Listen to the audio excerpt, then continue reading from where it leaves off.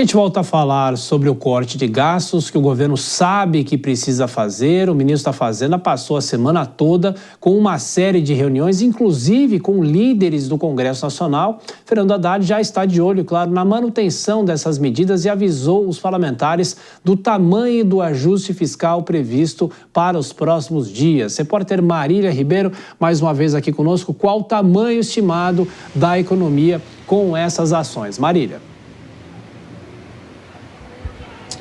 Pois é, né, Tiago? Essa é a terceira semana de reuniões da equipe econômica do governo, né, para poder tratar desse assunto, dessa medida do corte de gastos, que era para ter sido anunciada logo após o segundo turno das eleições que aconteceram em outubro, e até hoje a gente segue na expectativa para esse anúncio, né? Durante esta semana, o ministro da Fazenda, Fernando Haddad, se reuniu com o presidente da Câmara dos Deputados, Arthur Lira, e também do Senado Federal, Rodrigo Pacheco, além de líderes partidários, para poder discutir sobre essa questão, já que o projeto ele vai para o Congresso Nacional para ser votado pelos parlamentares, Thiago. Segundo interlocutores que tiveram ali próximo do ministro Fernando Haddad e também dos ministros, além dos líderes partidários, Haddad prevê uma economia entre 25 e 30 bilhões de reais para 2025. Já para 2026 o ministro sobe, viu? Isso deve ir para 40 bilhões de reais. E entre as principais medidas para poder conter, né, esse crescimento das despesas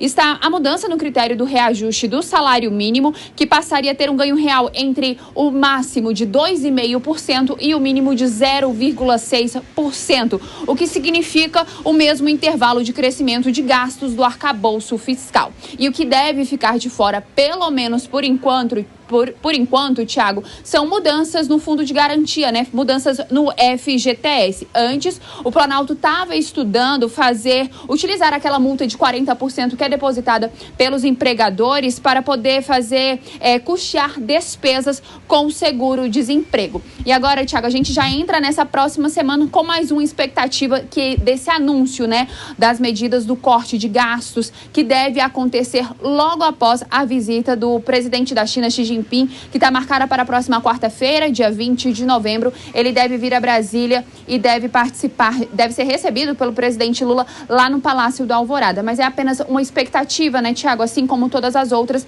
que a gente vem anunciando toda semana aqui no Jornal Jovem Pan. A gente precisa continuar acompanhando para saber se, de fato, esse anúncio da medida do corte de gastos vai ser feito nessa próxima semana pelo ministro da Fazenda, Fernando Haddad. Tiago. Será que sai mesmo na semana que vem? A gente continua acompanhando. Marília Ribeiro, toda a nossa equipe. Bom trabalho para você, Marília.